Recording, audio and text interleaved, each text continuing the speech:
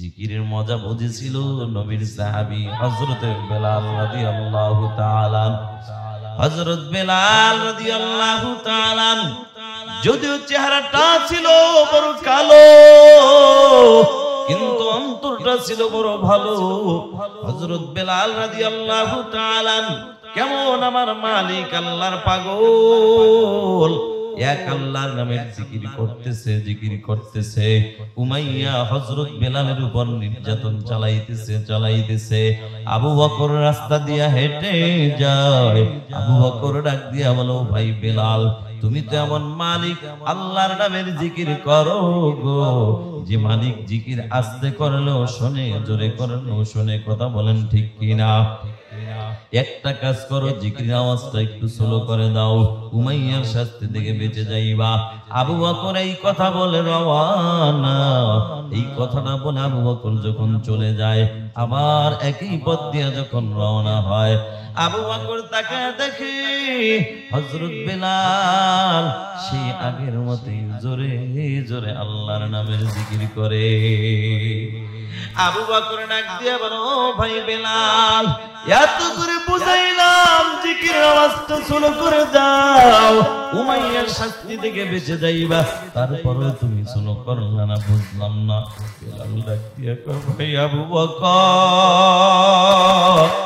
আরে আমি যে জিকিরের আওয়াজ বন্ধ করে দিলে উমাইয়ার শাস্তি থেকে বেঁচে যাবে, এটা আমি বেলালও বুঝি, তারপরেও কেন বন্ধ করি না?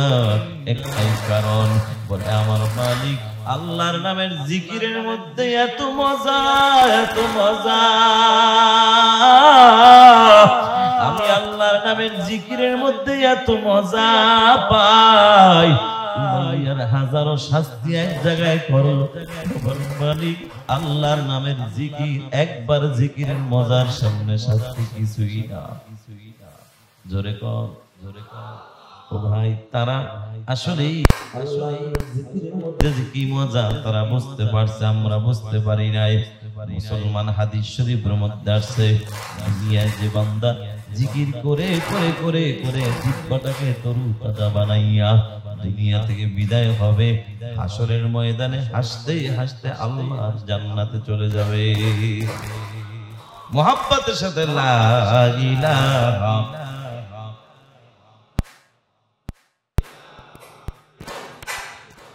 লা ইলাহা ইল্লাল্লাহু মুহাম্মাদুর রাসূলুল্লাহ সাল্লাল্লাহু আলাইহি ওয়াসাল্লাম। সুবহানাকা লা ইলমা লানা ইল্লা মা 'আল্লামতানা ইল্লা মা 'আল্লামতানা ইন্নাকা আনতাল আলিমুল হাকীম।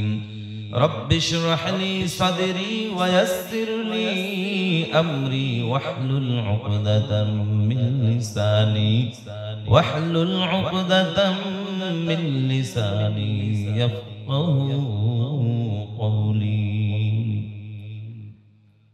مقبول تو ہے شاد ہے قابل تو بہت ہے مقبول تو ہے شاد ہے قابل تو بہت ہے نا کے منندے تو نہیں دل تو بہت ہے نا کے منندے تو نہیں دل تو بہت ہے توفیق سے ہوتی ہے یہ نعمت کی خزینہ ہر مرد کی طاقت کیا اور ہے نشانہ اے بندہ خدا چاہو گار ان کی ملاقات اے بندہ خدا چاہو گار ان کی ملاقات جلدی سے یا بیٹھے سن حضرت کی نصیحت جلدی سے یا بیٹھے سن حضرت کی نصیحت الحمدللہ হযরত আয়েশা সিদ্দিকা রাদিয়াল্লাহু তাআলা আনহা মহিলা মাদ্রাসা উদ্যোগে আয়োজিত দ্বিতীয় বার্ষিক ওয়াজ ওয়াল মাহফিল উপস্থিত আজকের মাহফিলের মুহতারাম সম্মানিত সভাপতি হযরত মাওলানা আমিনুল ইসলাম কাসমি দামাত বারাকাতুহু আলিয়া সহ উপস্থিত আজকের প্রধান মেহমান, প্রধান আলোচক, হাজারো ছাত্রদের ওস্তাদ আমাদের মুরব্বী জনাব আলহাজ হযরত মাওলানা আল্লামা ইয়াহইয়া মাহমুদ দামাত বারাকাতুহু আলিয়া সহ আমার উস্তাদ সমতুল্য হযরত উলামা ইকরাম, বৃদ্ধ বাবাজিরা, কলিজার টুকরা যুবক ভাইয়েরা, পর্দার আড়ালে অবস্থানরত সম্মানিত মা ও বোনেরা, মহান আল্লাহ রাব্বুল আলামিনের দরবারে কালিমাতুশ শুকর আদায় করছি যে মহান রব্বুল আলামিন অত্যন্ত দয়া করে, মায়া করে, ভালোবেসে হায়াতের জিন্দেগি এই মূল্যবান সময় থেকে কিছু সময় আল্লাহ পাকের গোলামি করার, হযরত উলামা ইকরামদের জবান থেকে কুরআন হাদিসের আলোচনা শুনবার জন্য বেহেশতের বাগান, জান্নাতের বাগান, উলামা ইকরামদের মজলিস, সবচাইতে দামি মজলিস। আওয়াজ দিয়ে বলুন ঠিক না বেঠিক? আপনারা ঠিক বললেও ঠিক, না বললেও কিন্তু আমার কথাটি ঠিক। আবার বলেন ঠিক কিনা? এই দামি মজলিসে আসার বসার তৌফিক দান করলেন, এজন্য দিল থেকে শুকর আদায় করি। মুসলমান হিসাবে জওয়ান খুলে সকলেই ইমানি আওয়াজ দিয়ে বলি আলহামদুলিল্লাহ। আর একটু আওয়াজে বলুন আলহামদুলিল্লাহ। এই যে আলহামদুলিল্লাহ বললাম, প্রশংসা করলাম কার? খুশি হলেন যিনি, তিনি কে? বেজার হলেন যিনি, তিনি কে? আল্লাহ তো বেজার হয় না বাবা। কে খুব বেজার হয়েছে? শয়তান। আজকের ওয়াজের শুরু থেকে শেষ পর্যন্ত আমরা শয়তানকে বেজার করবই করব, আল্লাহকে খুশি করবই করব ইনশাআল্লাহ।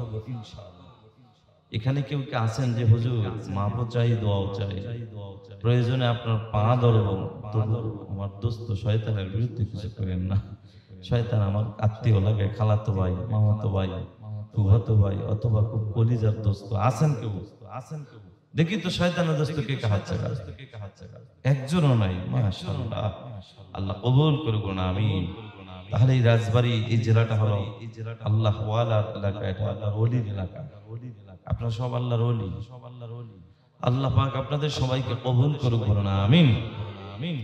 ভাইয়েরা আমার, ভূমিকা লম্বা না করে আমি আমার সরাসরি আমি আমার আলোচনার মধ্যে ঢুকে যাবো ইনশাআল্লাহ। কারণ ভূমিকা শুরু করলে এখানেও যাবে গিয়ে এদিক সেদিক, মোটামুটি আপনাদেরকে একটু আয়াত টানতে বুঝাইতে 15-20 মিনিট এখানে চলে যাবে। আসলে আমি আজকে আলোচনা করার জন্য এখানে আসি নাই, স্টেজে বসি নাই। আজকে আমাদের যে মুরব্বী যিনি আসবেন, হাজারো ছাত্রদের ওস্তাদ যিনি, আল্লামা ইয়াহইয়া মাহমুদ দামাত বারাকাতুহু আলাইহি, হযরতের শুধুমাত্র একটু সুহবত নেওয়ার জন্য আমি এসেছি। এই স্টেজে হযরতের এই চেয়ারে আজকে কথা বলার মতো ইলম, আমল, যোগ্যতা কোনোটাই আমার নয়। হুজুর আসার আগ পর্যন্ত আমি একটু আপনাদেরকে অল্প সময় আপনাদেরকে নিয়ে আলোচনা করব, কথা বলবো ইনশাআল্লাহ। এজন্য সময় কোনো নষ্ট করা যাবে না, প্রতিটা মিনিট যেন আমাদের কাজে লেগে যায় ইনশাআল্লাহ। তার আগে জানতে চাই, ওয়াজ শুরু যে করবো তার আগে জানতে চাই আপনাদের কি ওয়াজ শোনার মতো একটু রুচি আছে, মনোযোগ আছে? ঘুম আসতেছে? রাজবাড়ির মুসলমান তো এত তাড়াতাড়ি ঘুমানোর কথা না। তারপরে একটু পরীক্ষা করি, আসলে কি আপনারা সজাগ আছেন? জীবনে তো অনেক মিথ্যা কথা বলছেন, আজকে একটা সত্যি করে বলেন তো, আপনারা এই যারা আছেন এরা কি সবাই সজাগ? এই সবাই কি সজাগ? দেখি তো ঘুমাইছেন কে কে, হাত চাইছেন। আগেই বলছি জীবনে অনেক মিথ্যা কথা বলছেন। অসুবিধা নাই। আপনি একবার আর দুইবার না, শতবার যদি হাত জাগায়া বুঝাইতে চান, ও বরিশালের হুজুর আমি ঘুমাইছি, আল্লাহর কসম আমার বিশ্বাস হবে না। কারণ আমার বাড়ি হলো বরিশাল জেলায়। আমরা বরিশালের মানুষ ভালো করে জানি, ঘুমন্ত মানুষ কখনো হাত জাগাইতে পারে না। তাহলে মুসলমান ঘুমন্ত ব্যক্তিরা একটু আগে হাত জাগাইছেন, এখন আমি দেখতে চাই যারা সজাগ আছেন দেখি কারা কারা নারায়ে তাকবীর, আরো জোরে নারায়ে তাকবীর। হাত নামান মুসলমান, হাত নামান। ও যুবক ভাই, বৃদ্ধ বাবাজিরা, বর্তমানে বাংলার জমিনে নারায়ে তাকবীর, আল্লাহু আকবার বলতে আপনাদের কি কোনো ভয় লাগে কিনা? এখনো যদি ভয় আছে মনে করেন, তাহলে আমি মনে করবো আপনি কাপুরুষ। বাংলার জমিনে বেশি দিন যায় নাই, কিছুদিন আগেও কয়েক বছর, এই কয়েক মাস আগেও কিন্তু বাংলার জমিনে নারায়ে তাকবীর আল্লাহু আকবার স্লোগান দিব কি দিব না দিতে যাইও কোন অনেক বাধার সম্মুখীন আমরা হয়েছি। কথা বলেন ঠিক কিনা? কিন্তু এখন থেকে আর বাধা নাই, আর বাধা নাই। তবে মুসলমান নারায়ে তাকবীর আল্লাহু আকবারের আওয়াজ ধরে রাখতে হবে, এটা এখন থেকে চালু রাখতে হবে, এটা এখন থেকে বন্ধ করা যাবে না, বন্ধ করা যাবে না। ঈমানি পাওয়ারকে আমাদের বাড়ায়া দিতে হবে। আজকে মুসলমানের তাকবীরের আওয়াজের দাম আছে না নাই? মুসলমান তাকবীরের আওয়াজ যদি বন্ধ করে দাও, এরে মুসলমান দূরে যাওয়া লাগবে না। তুমি যেই মাহফিলে ওয়াজ শোনার জন্য বসবা, এই মাহফিলে তোমার স্টেজে আইসা কিছু নাস্তিক বেঈমান কোরআনের মাহফিল বন্ধ করার চেষ্টা করবে। তবে মুসলমান একটা কথা বলে যাই, এ বাংলার জমিনে এখন আমরা সবাই স্বাধীন, স্বাধীন বাংলাদেশ, আমরা কোরআন হাদিসের কথা বলবো স্বাধীনভাবে। কথা কোন ঠিক কিনা? তবে মুসলমান এখন থেকে একটা কথা আপনাদের কাছে আমি বলবো, আপনাদের কাছে আমি একটা অনুরোধ রাখবো, যারা ওয়াজ শোনার জন্য আসবেন, আপনারা কি জুতা ছাড়া আসছেন না জুতা নিয়া? হ্যাঁ হ্যাঁ, জুতা নিয়ে যারা আসছেন, মুসলমানদের কাছে আমার একটা আবদার থাকবে, একটা আবদার। ওরে রাজবাড়ির মুসলমান, তোমাদের পায়ের জুতাগুলা দূরে রাখবা না, তোমাদের পায়ের জুতাগুলা খুব কাছাকাছি রাখবা এখন থেকে। বলেন হুজুর এই কথা কেন বললেন? হ্যাঁ হ্যাঁ, বলার কারণ আছে। বর্তমানেও দেখা যায়, বর্তমানে কিছু কিছু নতুন করে নাস্তিক বাংলার জমিনে আবার গজায় উঠতেছে। এখন নাকি কোরআনের মাহফিল আইসা বাধা দেয়। একটা রাজনীতির কথা কইবেন না। আরে বেটা, রাজনীতি কোনটা? কোনটা রাজনীতি না, তোর চাইতে বেশি ভালো বুঝি দেখেই তো আল্লাহ এই দামি চেয়ারে বসাইছে। কথা বলুন ঠিক কিনা? রাজ থেকে জুতা দূরে রাখা যাবে না, কাছে রাখতে হবে। এরকম যদি এলাকার মধ্যে যদি কোনো নেতা দাবি করে, যদি চেয়ারম্যান বলো, মেম্বার বলো, এমপি বলো, মন্ত্রী বলো, গোনার টাইম নাই। কোরআনের মাহফিলে যে বাধা দিতে আসবে, মুসলমান জুতার বাড়ি দিয়ে তাকে টান টান করে দিতে হবে। কথা বলো ঠিক কিনা? কারণ যেই চেয়ারম্যান এসে কোরআনের মাহফিলে বাধা দিবে, আমি বলবো তোর চেয়ারম্যান হওয়ার এখনো যোগ্যতা নাই, তোর নিজেরই তো কত কিছুর অভাব। তুই মানুষকে কিভাবে উপকার করবি? তুই নিজেই তো জাহান্নামের দিকে যাচ্ছিস। এজন্য রাগ করলেন? কোরআনের পক্ষে আমার চেয়ারম্যান আছে, আমি তার পক্ষে আছি কোরআনের পক্ষে। যদি আমার আপন, যদি আমার চরম শত্রু যদি আল্লাহ বা আল্লাহর রাসূলের পক্ষে কথা বলে, নবীর পক্ষে বলে, উলামায়ে কেরামদের পক্ষে বলে, তাহলে ওই এলাকার আমার সবচেয়ে দুশমন হয়ে যাবে আমার বন্ধু। কারণ আর যদি আমার আপন ভাই, আপন মা, আল্লাহর পরে নবীর পরে আমাদের সবচেয়ে আপন যিনি, তিনি হলেন মা এবং বাবা। তবে আমার এই আপন মা এবং বাবা, আমার ভাই, এরাও যদি আমার আল্লাহর বিরুদ্ধে কথা বলে, নবীর বিরুদ্ধে কথা বলে, তাহলে আমি আমার মায়ের পক্ষেও থাকবো না, বাবার পক্ষেও নয়, ভাইয়ের পক্ষেও নয়। এরাই হলো আমার সবচেয়ে দুশমন। এটা হলো ঈমানের দাবি। কথা বলেন ঠিক কিনা? কারণ মুমিন যা করবে কার জন্য করবে? কুল ইন্না সালাতি ওয়া নুসুকি ওয়া মাহইয়ায়া ওয়া মামাতি লিল্লাহি রাব্বিল আলামিন।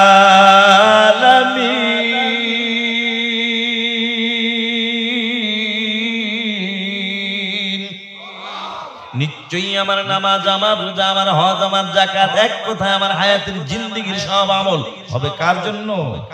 শুধুমাত্র আল্লাহর জন্য। আল্লাহ কবুল করুক, আমিন। ভাইরা আমার, আমি সূরা বানী ইসরাঈল থেকে একখানা আয়াতের কিছু অংশ আপনাদের মাঝে তেলাওয়াত করেছি। আল্লাহর হাবিব সাল্লাল্লাহু আলাইহি ওয়াসাল্লামের অসংখ্য হাদিস থেকে ছোট্ট একখানা হাদিস আপনাদের মাঝে পেশ করেছি। তো আমার তেলাওয়াতকৃত আয়াত ও হাদিসের উপর ইখলাসের সাথে আমলের নিয়তে ধৈর্যের পরিচয় দিয়ে অল্প সময়ের মধ্যে কিছু কথা বলার সাথে সাথে আপনাদের মতো নেককার পরহেজগার আল্লাহ ওয়ালা বান্দাদেরকে ইখলাসের সাথে আমলের নিয়তে ধৈর্যের পরিচয় দিয়ে অল্প সময়ের মধ্যে কিছু কথা শ্রবণ করার তৌফিক আমার আল্লাহ দান করুন। জোরে বলেন, সবাই বলেন। মাহফিলটা হলো মাদ্রাসা। আবার মাদ্রাসার মধ্যে দুইটা ভাগ, একটা হলো পুরুষের মাদ্রাসা, একটা মহিলা মাদ্রাসা। আজকের মাহফিল কাদের মাদ্রাসা? মহিলা মাদ্রাসা। তো আজকে আমি টার্গেট করেছি সন্তানের কিছু হক পিতামাতার কাছে আছে না, আর পিতামাতার কাছে কিছু হক সন্তানের আছে না। সন্তানের হক পিতামাতার কাছে, পিতামাতার হক সন্তানের কাছে। এখন আমি এই দুটার যে কোনো একটা আমি বেছে নিব, তবে আগে জানতে চাই যেই হকটা আগে, ওটাই আমি আজকের আলোচনা তুলে ধরবো ইনশাআল্লাহ। এখন আপনাদের কাছে জানতে চাই, বলেন সন্তানের কাছে পিতামাতার পাওনা, পিতামাতার হক আছে না নাই?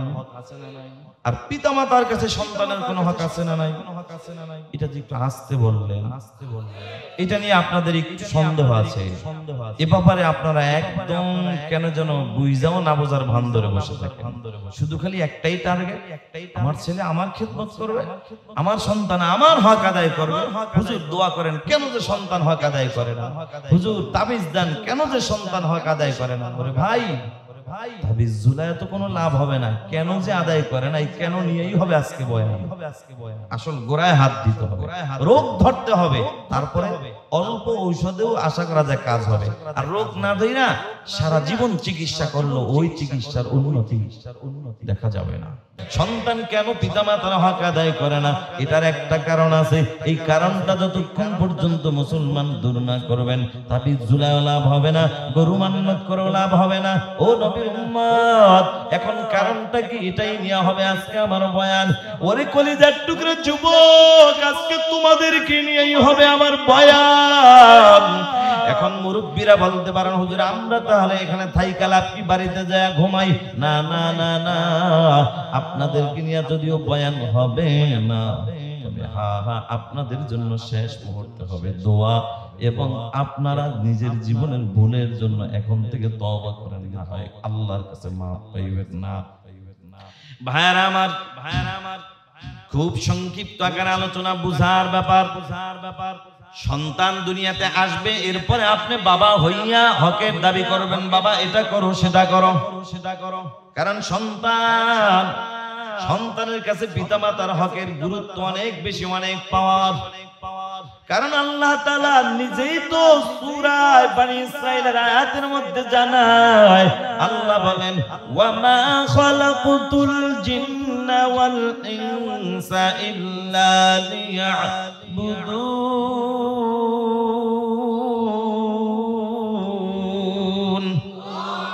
আল্লাহ বলেন জিন এবং ইনসান সৃষ্টি করেছি একমাত্র আমি আল্লাহর গোলামি করার জন্য।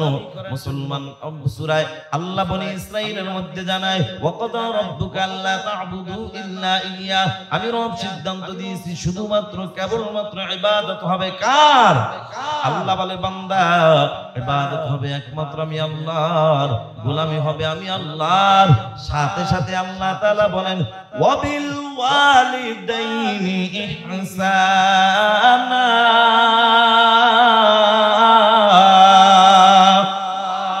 আল্লাহ সাথে সাথেই বলেন তোমার পিতামাতার সাথে সদাচরণ করো। বা হুকুমটা কার? এখন মুসলমান আল্লাহর হকের পরেই কিন্তু পিতামাতার খেদমতের গুরুত্ব, পিতামাতার হক আদায় করার দরকার। তবে মুসলমান পিতামাতার হকের গুরুত্ব বেশি, পাওয়ার বেশি, এরপরও সন্তান কেন হক আদায় করে না? একটাই কারণ, কিতাবে আসছে সন্তান দুনিয়াতে এখনো আসে নাই, এখনো আসার কোনো খবরই নাই। সন্তান দুনিয়াতে এখনো আসে নাই, সন্তান দুনিয়াতে এখনো আসার খবর নাই। আসার আগেই বাবার কাছে সন্তানের দুইটা হক। আল্লাহু আকবার। কার কাছে? কার কাছে? বাবার কাছে সন্তানের দুইটা হক, আর পিতা মাতার হক নিয়ে আমার আলোচনা হবে না, আলোচনা হবে সন্তানের হক নিয়ে। দুনিয়ায় আসার আগে কতগুলো হক, দুনিয়ায় আসার পরে কতগুলো হক, এগুলা নিয়ে আলোচনা হবে ইনশাআল্লাহ। যদি আল্লাহ আবার আপনাদের মাঝে কখনো হাজির হওয়ার তৌফিক দান করে, সেদিন পিতা মাতার হক নিয়ে আলোচনা করব ইনশাআল্লাহ। আজকে শুধু হবে সন্তানের হক নিয়ে আলোচনা। কষ্ট হবে নাকি? কারণ এটাই মূল কারণ, এই কারণ দূর করলে সব ঠিক হয়ে যাবে। সন্তান দুনিয়াতে আসার আগেই বাবার কাছে দুইটা হক। কার কাছে? কার কাছে? এরে কলিজার টুকরা যুবক, তুমি যদি নেককার সন্তানের বাপ হতে চাও, এক নম্বর হক হলো যুবক তুমি নিজে আগে নেককার হও, হালাল পথে চলো, হালাল খানা খাও, হালাল রক্ত শরীরের মধ্যে ঢুকাও।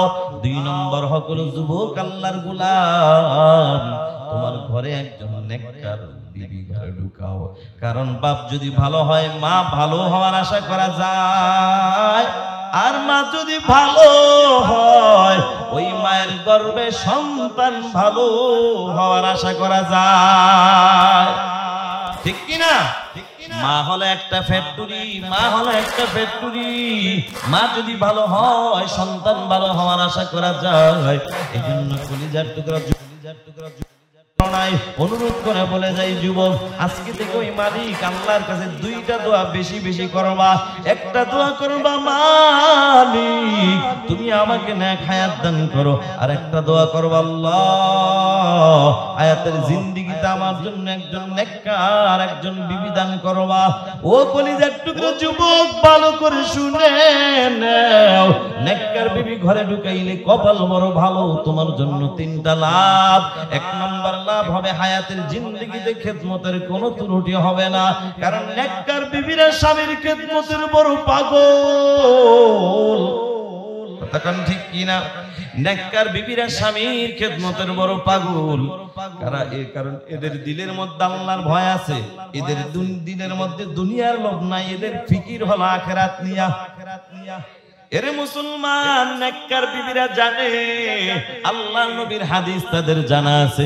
নবী বলে, ক্বালা রাসূলুল্লাহ সাল্লাল্লাহু আলাইহি ওয়াসাল্লাম, আল মারআতু ইযা সাল্লাত খামসাহা ওয়া সামাত শাহরাহা ওয়া হাসানাত ফারজাহা ওয়া আতাআত বা'লাহা দাখালাত মিন আই আবওয়াবিল জান্নাতি শাআত আও কামা ক্বালা নবী আলাইহিস সালাতু ওয়াস সালাম।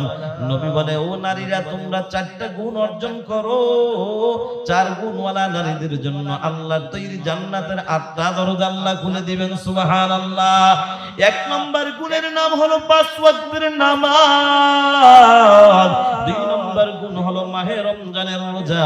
তিন নম্বর হলো পর্দার আমল। চার নম্বর হলো স্বামীর খেদমত। এই জন্য নেককার বিবিরা স্বামীর খেদমতের বড় পাগল।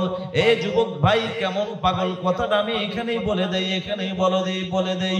আল্লাহর একজন ওলি, আল্লাহর একজন প্রিয় বান্দা, একজন ওলি বুজুর্গ আল্লামা কারশি রহমাতুল্লাহি আলাইহি, উঁচু মাপের একজন বুজুর্গ আল্লাহ ওয়ালা, আল্লাহর ওলি আল্লামা কারশি রহমাতুল্লাহি আলাইহি একদিন এমন অসুস্থ হয়ে পড়েছে, কুষ্ঠরোগে আক্রান্ত হয়ে গেছে। পুরো রোগটাই মাজুর হয়ে গেছে, উঠতেও পারে না, হাঁটতেও পারে না। মানুষ ধইরা উঠায়, মানুষ ধরে ধরে হাঁটায়। একদিন চিন্তা করলেন, আমার যৌবন বয়স, বিবাহ করা দরকার। আবার চিন্তা করেন, না আমি অসুস্থ মানুষ, আমার কারণে কোন নারী, সুন্দরী রূপসী নারী আইসা বাড়িতে কষ্ট করবে, এটা হতে পারে না। কারণ খাঁটি আল্লাহওয়ালা যারা, অন্য কাউকে কষ্ট দেওয়া এদের আশা নাই। কথা কোন ঠিক কিনা? এটা পছন্দ করে না। আল্লাহর ওলি একদিন ডাক দিয়া কয়, বাবা আমি বিবাহ করব না। কিন্তু হঠাৎ করে মাথায় টেনশন। আরে নবী না বলছে বিবাহ করা এটা রাসূলের একটা সুন্নাত। কিয়ামতের ময়দানে আল্লাহর নবী যদি আমাকে প্রশ্ন করে, এই কারশি তুই আমার সুন্নাতটা কেন পালন করলি না, আমি কি জবাব দিব? আল্লাহর ওলি আল্লামা কারশি রাহমাতুল্লাহি আলাইহি এইবার চিন্তা করলেন, না না, আমার বিবাহ করা লাগবে, নবীর সুন্নাতের উপর আমল করতেই হবে। এই চিন্তা করিয়া মুরিদদেরকে একদিন ডাক দিয়া কয়, বাবা সিদ্ধান্ত নিয়ে ফেলেছি, আমি বিবাহ করব, আমার জন্য ভালো একটা দিনদার একটা মেয়ে দেখো, আমি আমার জন্য মেয়ে দেখো। তবে যেই মেয়েটা দেখবা, মেয়েটাকে আমার ব্যাপারে সব খুলে খুলে খুলে খুলে বলবা। আমি অসুস্থ মানুষ, কুষ্ঠরোগে আক্রান্ত, আমি মাজুর মানুষ। এরে মুসলমান, বর্তমান যুগে একটা কথা মনে পড়ে যায়, বর্তমানে আমাদের এই যুবকদেরকে যদি বিবাহ করাইতে যায়, বাবা ডাক দিয়া কয়, এই ঘটক ভাই, আমার ছেলের একটা পাও নাই, খবরদার এটা কইও না। আমার ছেলের একটা হাত নাই, এটা জামা দিয়া ঢাইকে রাখবো, খবরদার বিয়ার আগে কইও না। তখন ঠিক কি না? অথবা মেয়েদেরকে বলে, না না আমার মেয়ের চুল নাই, আমার মেয়ের এই সমস্যা সেই সমস্যা, কানের মধ্যে একটা সমস্যা, এই কথা কিন্তু বলবা না। বিয়ার পরে যদি দেখে, দেখো ওরে কিন্তু মুসলমান না, না তুমি বিবাহের আগে সব খুলে বলো, সমস্যা থাকলে খুলে বলো। এরপরে আল্লাহর ওলি ডাক দিয়া কয়, বাবা তোমরা আমার কুষ্ঠ রোগের কথা বলবা, এই অসুস্থতার কথা শোনার পরও যে আল্লাহর বান্দি রাজি হবে, ওই নেককার নারীকে আমি কারশি বিবাহ করব। সুবহানাল্লাহ। এই কথাটা শুই না মুরিদদের মধ্যে একজন আল্লাহ ওয়ালা একজন বুজুর্গ লোক ছিল, আল্লাহর ওলির খাস মুরিদ, আল্লাহর ওলির খাস মুরিদ মুরব্বি একটা চিন্তা করলো, এই সুযোগ হারানো যাবে না। একটা দৌড় মাইরা বাড়িতে চলে গেল, তার একটা আদরের কন্যা সন্তান ছিল, তিনি বড় দিনদার। মেয়েটাকে যায় বলে, মাগো আমি বুক ভরা একটা আশা নিয়ে আসছি, আমি যেই হুজুরের কাছে আমি বায়াত হয়েছি, হুজুরের মুরিদ, ওই আল্লাহর ওলি বিবাহ করবে, এখন ভালো একটা দিনদার মেয়ে খোঁজে, আমি মনে মনে তোমাকেই টার্গেট করছি, মা তুমি রাজি কি রাজি না? মেয়েটা এইবার কয়, বাবা কোনো টেনশন নাই, আমি রাজি। এবার বাবা ডাক দিয়া কয়, মা এখানে কিন্তু একটা কথা আছে। বলে, কি কথা বলো? ও মা, আমি যেই হুজুরের মুরিদ, আমার হুজুর কিন্তু কুষ্ঠ রোগে আক্রান্ত, তিনি কিন্তু মাজুর মানুষ, তার খেদমত করা লাগবে, তুমি কি পারবা? এটা বুঝা শুনা রাজি হইও। মেয়েটা ডাক দিয়া কয়, বাবা কোনো টেনশন করবা না, তোমার হুজুর অসুস্থ, এটা আমার কোনো অসুবিধা নাই। এমন একবার আপনি আমার স্বামী হতে পারেন না। দিয়া কয়, না রে বিবি, আসলে এই ব্যাপারটা কিন্তু অন্যরকম, আমি আমার মালিক আল্লাহর কাছ থেকে এই সারপ্রাইজটা তোমার জন্য আমি চেয়ে নিয়ে আসছিলাম।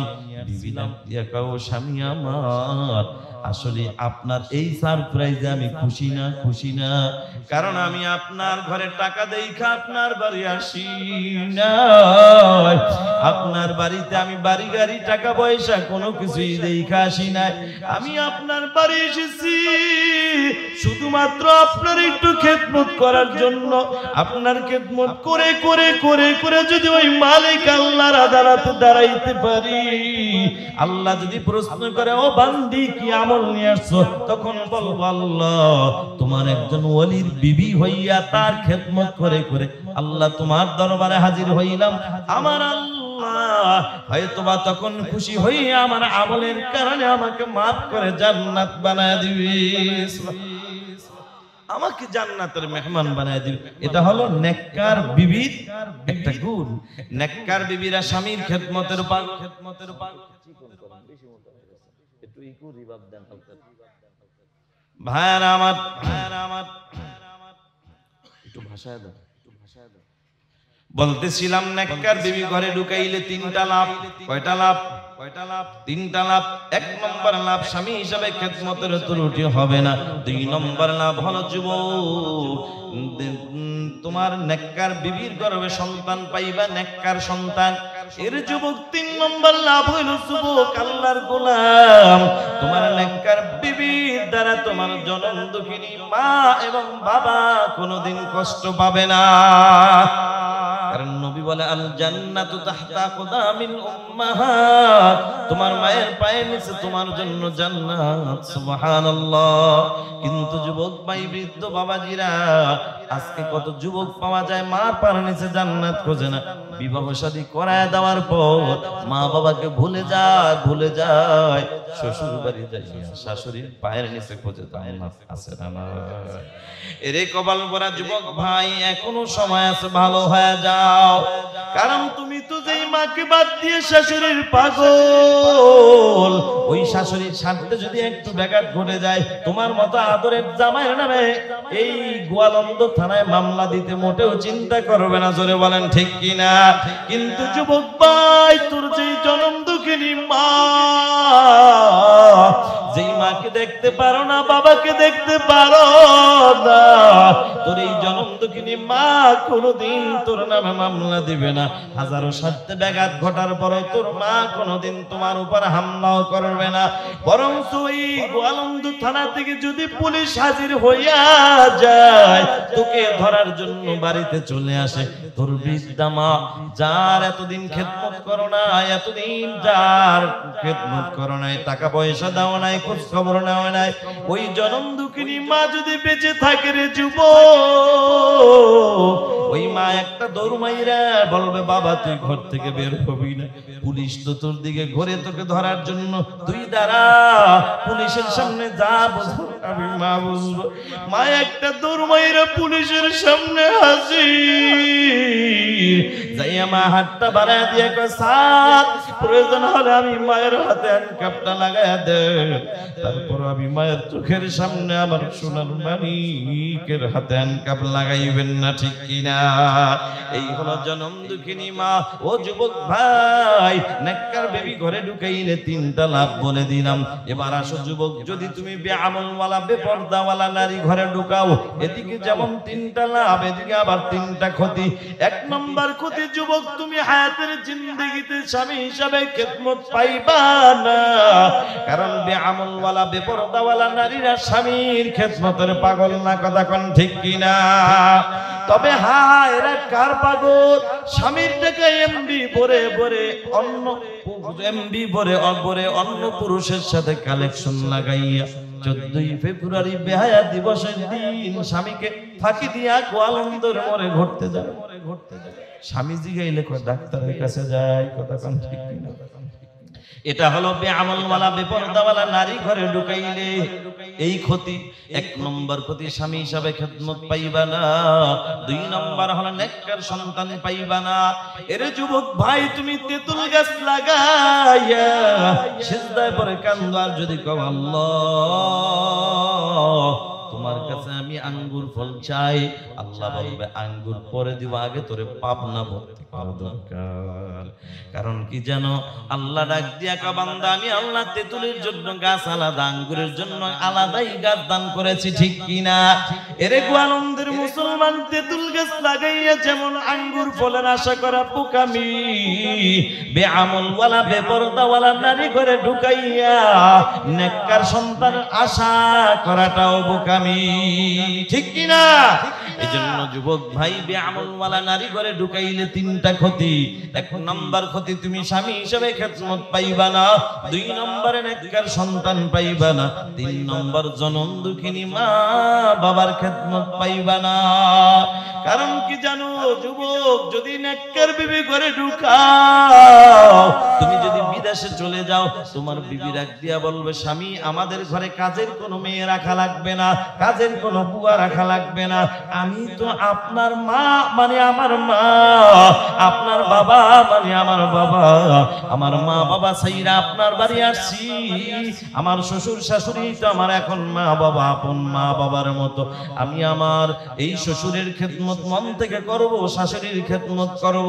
আর যদি তোমার বিবি বেআমলওয়ালা হয়, আগে বলবে তোমার মা খেদমত যদি করতে হয় কাজের লোক রাখা আমার দ্বারা সম্ভব হবে না, বলবে কিনা? বলবে কিনা? এজন্য নেককার বিবি ঘরে ঢুকাইলে কয়টা লাভ?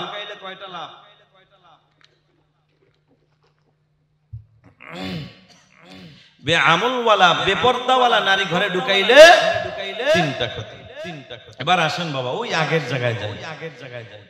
সন্তান দুনিয়াতে আসার আগে বাবার কাছে কয়টা হক? জোরে বলেন। 2টা। কয়টা? বাবার কাছে না মার কাছে? বাবার কাছে। 1 নম্বর হক যুবক, তুমি নিজে নেককার হও।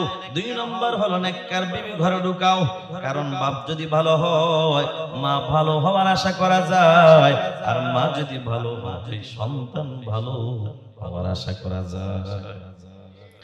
এই জন্য যুবক ভাইয়েরা, বৃদ্ধ বাবাজিরা, ও পর্দার আড়ালের মা, বিআমল ওয়ালা নারী ঘরে ঢুকাইলে তিন ক্ষতি। ওই যে শেষ ক্ষতিটা, জনম দুঃখিনী মা বাবার খেদমত পাইবা না। এটার বাস্তব প্রমাণ আমি কেমনে তোমাদেরকে বুঝাবো? তবে ছোট্ট একটা ঘটনা আমার মনে পড়ে গেল।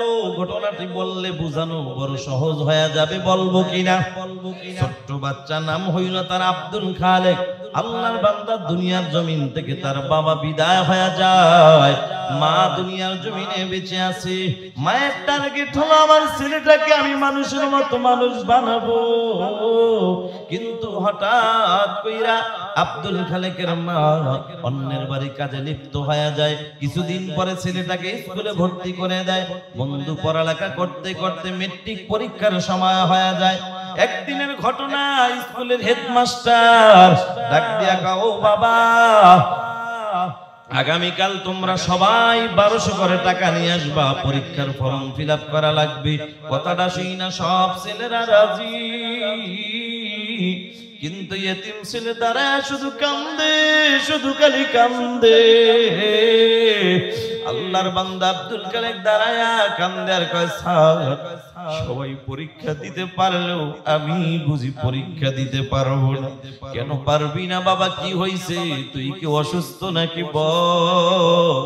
ছেলেটা কান্দে আর কয়, স্যার আমি অসুস্থ না, তবে আমার বাবা নাই, আমি বড় এতিম। আমার বাবা যদি থাকতো তাহলে রিক্সা চালায় হইলো আমার বাবা পরীক্ষার টাকা দিত। কথা কোন ঠিক কি না? আমার বাবা যদি থাকতো টাকা ধার কইরা হইলো পরীক্ষার টাকা দিত। ছেলেটার মনটা খারাপ, আস্তে আস্তে করে বাড়িতে চলে যায়। বাড়িতে যাওয়ার পরে পড়ার টেবিলে বসে বসে কি যেন চিন্তা করে আর চোখের পানি ফালায়। মা বহু দূর থেকে ছেলের চেহারার প্রতি মায়ের নজর পড়ে গেল। মার নজর তো বড় কড়া নজর, মার নজর তো বড় কড়া নজর। আরে মার নজরের মধ্যে কোনো ভেজাল নাই, কোনো ফরমালিন নাই। কথা বলো ঠিক কিনা? যুবক তাকায় দেখবি, ঢাকার শহরে চাকরি করো, বাড়িতে আসার সময় 2টা পোটলা নিয়ে তুমি হাজির হইবা। পোটলা নিয়ে হাজির হওয়ার পরে তোমার বিবি দূর থেকে এক নজরে তোমার পোটলার দিকে তাকায় থাকবে। তোমার ছেলে মেয়ে দৌড় মাইরা বলবে, আব্বু কি নিয়ে আসছো, কি মজা নিয়ে আসছো। এক ডানে তাকাইবার দৌড় মারবে। কিন্তু ঘরের মধ্যে একজন লোক দেখবি, যুবক একটা বারো তোর হাতের দিকে তাকায় না, একটা বারের জন্য তোর হাতের পোটলার দিকে তাকায় না। তিনি আর কেউ নয়, তিনি হলেন জনম দুঃখিনী মা। কথা ঠিক না বেরি? মা দেখবি একটা নজর তোর চেহারার দিকে তাকায় রইছে। যদি প্রশ্ন করা হয়, মা সবাই পোটলার দিকে তাকাইলো, প্যাকেটের দিকে তাকাইলো, তুমি আমার চেহারার দিকে তাকায় রইলা, কারণটা? মা ডাক দিয়া করে, বাবা আমি তো মা পোটলার পাগল না, আমি মা হইলাম তোর পাগল। এই জন্য আমি মা তাকায় রইলাম। আমার ছেলেটা 2 মাস হয়ে গেল, আমার ছেলেটাকে আগের মতোই চেহারাটা আছে না, না খায় শুকায় গেছে। যুবক ভাই, বৃদ্ধ বাবাজিরা, ও পর্দার আড়ালের মা, আল্লাহর বান্দা আব্দুল খালেক ডাক দিয়া কয়, স্যার আমার সব ছাত্র ভাইরা পরীক্ষা দিবে, আমি পারবো না, কারণ আমার বাবা নাই। কি